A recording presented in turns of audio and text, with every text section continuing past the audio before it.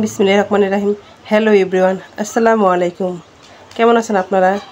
কাছে কিংবা দূরে, দেশ ও দেশের বাহিরে যে যেখান থেকে আমার এই ভিডিওটি দেখছেন, আপনাদের সবাইকে মেম্বার সানা চ্যানেলে ওয়েলকাম।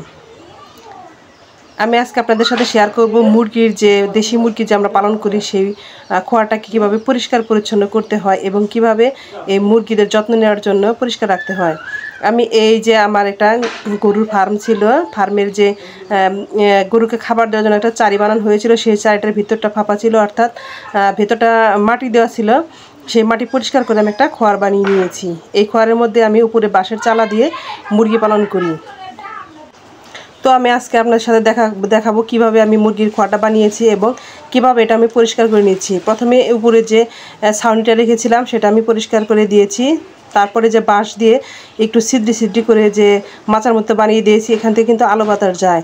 সবগুলো কাঠ যা কিছু আছে সব কিছু আমি বাইরে বের করে পরিষ্কার করে নিয়েছি। এখন যে উপরের যে ছাউনিটা আছে আমি বাঁশ দিয়ে বানিয়ে নিয়েছি, সেই ছাউনিটা একটু বের করে রোদে শুকা দিব।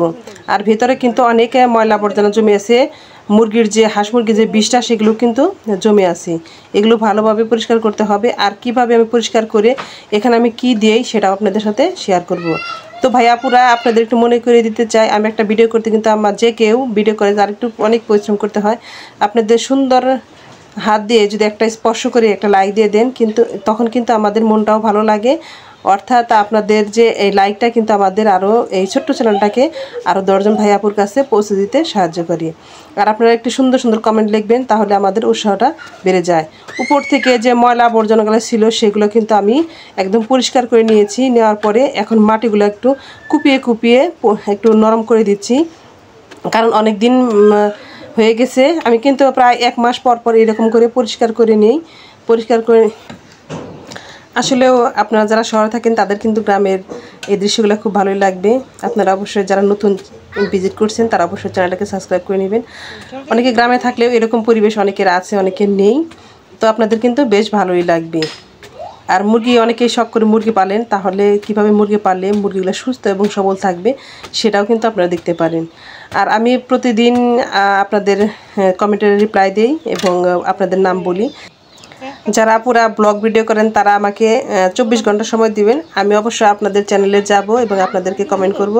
আর আপনাদের সুন্দর সুন্দর কমেন্টের উত্তর কিন্তু আমি এই ভিডিওর মাধ্যমেই দিব। ভিডিওর মাধ্যমে কমেন্টের উত্তর দিলে আপনাদের চ্যানেলগুলো সবাই চিনতে পারবে, জানতে পারবে। এটা কিন্তু একটা অন্যরকম একটা কম্বিনেশন। তো ভাইয়াপুরা দেখেন, আমার ছোট্ট সোনামণি কিন্তু আমাকে বেশ হেল্প করছে। আসলে ছোট মানুষ যাকে যেভাবে দেখে সেভাবে কিন্তু হেল্প করতে চায়। এদিকে দেখেন আমি যে বালু রেখেছি, এই বালুগুলো একদম চকচকে শুকনা বালু, সেগুলো কিন্তু দিয়ে দিব।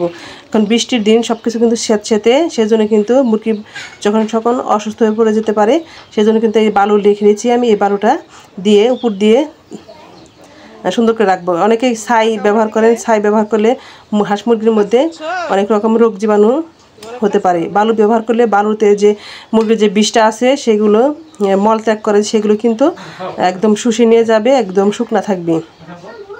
আর আমি এদিকে বালুগুলো সুন্দর করে ঢেলে সব কিছু সব দিকে চারিদিকে ছড়িয়ে দিব। তো ভাইয়াপুরা অনেকেই কমেন্ট করেছেন, আপনাদের সুন্দর সুন্দর কমেন্ট কিন্তু আমার খুব ভালো লাগে। ব্যতিক্রম ধর্মী জীবন সবার কিন্তু ভালো লাগার কথা। আসলে মুরগি যদি আমরা এভাবে পালন করি তাহলে কিন্তু অনেক পুষ্টি সমৃদ্ধ ভালো খাবারটা কিন্তু আমরা খেতে পারবো। এর মধ্যে কোনো কেমিক্যাল নেই, কোনো কিছুই নেই। আমার কিন্তু অনেকগুলো হাঁস মুরগি আছে, আমি কিন্তু অনেকগুলো হাঁস মুরগি পালি। গ্রামে যখন থাকি তখন পুষ্টিকর খাবারটাই খাবো। আসলে ফার্মের মুরগি আমাদের খাওয়া হয়, দেশি মুরগিটা অনেকটাই খাওয়া হয়। আর বালুগুলো আমি এখানে ছড়িয়ে দিচ্ছি। আমাকে আমার একটা ভাইয়া হেল্প করছে, অনেক বড় বস্তা ছিল, সেজন্য কিন্তু আমি কিন্তু এখানে 1 বস্তার মতো পরিমাণ বালি দিয়ে দিয়েছি। আর দেখেন এদিকে কিন্তু সব কিছু শুকা দেওয়া হয়েছে, সেগুলো কিন্তু একদম ঝেড়ে পরিষ্কার করে তারপরে আমি ওই যে উপরে বিছিয়ে দিয়ে দিব। তো ঝাড়া শেষ হয়ে গেছে, এটা কিন্তু আমি এভাবে গোল গোল করে ছড়িয়ে নিচ্ছি। এখানে কিন্তু আমাকে আমার ভাইয়া এবং আমার যে শ্বশুর আছে তারা কিন্তু আমাকে অনেকটা হেল্প করছে, কারণ এটা কিন্তু একা কোনোভাবেই আনা সম্ভব না। দেখেন এভাবে কিন্তু খোলামেলা থাকলে মুরগিগুলো কিন্তু খুব ভালো অবস্থায় থাকবে। কিন্তু সমস্যাই হচ্ছে একটা, রাত্রেবেলা এখানে শিয়াল আসে। আমি একটা মুরগি কুচো দিয়েছিলাম বাচ্চা ওঠানোর জন্য, সেই মুরগিটা কিন্তু অলরেডি শিয়াল অথবা আমাদের এলাকায় গাবরা বলে, আপনারা কি বলেন আমরা হয়তো জানি না, এটা আমার জানা নেই। সেটা এসে ধানের যে ব্যার ছিল সেখানে মুরগিটা ডিম পারতো, সেখানে আমি বসিয়ে দিয়েছিলাম, সেখান থেকে মুরগিটাকে নিয়ে গেছি। তারপরের থেকেই দেখেন এইতে অনেকগুলো কাঠ সব কিছু দিয়ে কিন্তু এটাকে সেফ রাখার জন্য হাঁস মুরগিগুলো সেফ রাখার জন্য এইভাবে আমি কাঠ দিয়ে ভারী করে দিয়েছি। সব কিছু আমার নেওয়া হয়ে গেছে। এখন কিন্তু আমি মুরগির জন্য এবং হাঁসের বাচ্চার জন্য খাবার রেডি করছি। এখানে কিছু ময়দার ভুসি নিয়েছি, আর হচ্ছে কেনার যে খাবারটা আছে মুরগির খাবার, আর চাউলের যে খুদ আছে সেটাই কিন্তু আমি এখানে নিয়ে পানি দিয়ে মিশিয়ে নিচ্ছি। এটাকে আমি 2 ভাগ করে কিছুটা মুরগিকে, বাচ্চা মুরগি যেগুলো আছে সেগুলোকে খেতে দিব, আর কিছুটা আমি হাঁসের বাচ্চাকে খেতে দিব। এভাবে যদি খাওয়ানো হয় তাহলে কিন্তু বাচ্চাগুলো খুব সুস্থ থাকবে, কারণ শুধু মুরগির যে ফিডগুলো খাওয়ালে কিন্তু বাচ্চারা দ্রুত বড় হলে এর যে প্রতিক্রিয়া এটা কিন্তু সবসময় এর মধ্যে থাকবে, খুব দ্রুতই অসুস্থ হয়ে পড়বি। এদিকে দেখেন আমার অনেকগুলো মুরগি আসছে, দেখেন বাচ্চাগুলো আমি কিন্তু 14টা ডিম দিয়ে মুরগিগুলা বসিয়ে দিয়েছিলাম, অর্থাৎ 21টা ডিম দিয়ে বসিয়ে দিয়েছিলাম। সেখান থেকে 4-5টা ডিম আসলে 7 দিন পরে উঠিয়ে নিয়েছি, সেগুলো কিন্তু খেয়ে ফেলেছি। এখন 14টা ডিম দিয়েছিলাম, 14টা ডিমের মধ্যে কিন্তু 14টা বাচ্চাই উঠেছে। আসলে আমি আলট্রাসোনোগ্রাফ, আমার একটা চ্যানেলে মুরগি ডিমের আলট্রাসোনোগ্রাফ এটা একটা আছে, আপনারা যদি দেখেন এবং এভাবে যদি মুরগি ডিম ফুটাতে দেন তাহলে কিন্তু একটা ডিমও নষ্ট হবে না, প্রত্যেকটা ডিম থেকে বাচ্চা ফুটবে। এদিকে আমার যে ছোট্ট যে হাঁসের বাচ্চা আছে সেগুলোও কিন্তু আমি খেতে দিয়ে দিয়েছি। এগুলো খুব সুন্দর লাগে, গ্রামে বাস করি, সব কিছু পালি, নিজের খুব ভালো লাগে। পশু পাখিদের প্রতি ভালোবাসা আসলে অন্যরকম একটা ভালোবাসা, অনেক সুন্দর করে খাচ্ছে, দেখতে কিন্তু অসাধারণ লাগছে। দেখেন কত সুন্দর লাগছে, আমার খুব ভালো লাগে।